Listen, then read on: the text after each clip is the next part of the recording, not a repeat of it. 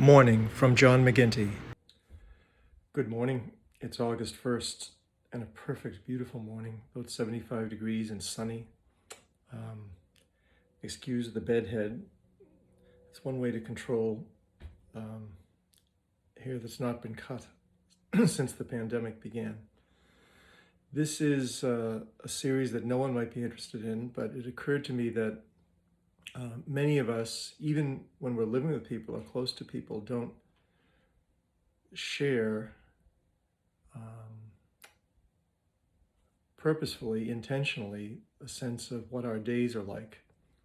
Because I think it's important, the flesh and blood of who we are and what we experience is the hour-to-hour reality.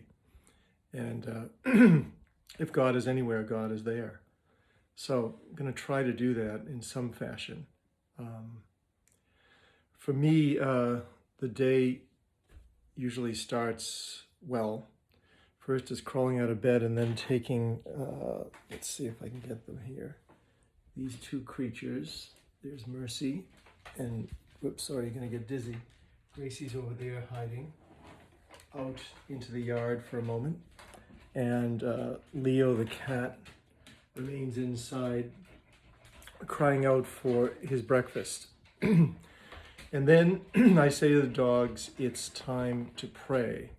And believe it or not, they rush immediately to this little chapel altar set up in the rectory, because they see me with this in my hand, which I call the cookie jar, this tiny little plastic glass, which I fill with snacks for them. And we come into this place for about a half an hour. And I try to pray. That's how I start the day. And I say try because after all these years, I think I'm a terrible prayer. Not my middle name, my first name should be Distraction.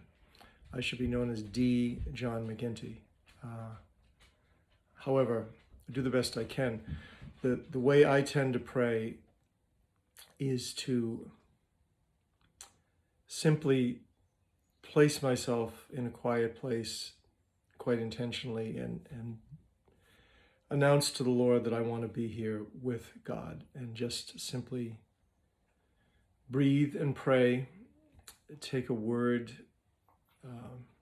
using the instruction of Father Tom Keating, the Trappist, to center my prayer and simply call myself back again and again beyond the distractions to the fact that God is here, I'm here.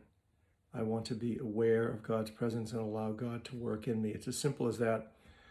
And simple does not, as is often said now, necessarily mean easy.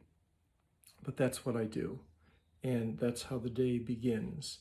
And here, if I can get this right, on the wall of this chapel area is this particular crucifix hanging. And this cross is there because I need the one who went to the cross to remind me every day that the way to live a human life, the way forward, the way to lasting life is not by holding on, but it's by letting go. It's a hard lesson to learn, but the cross reminds me of that every day. So that's how it starts.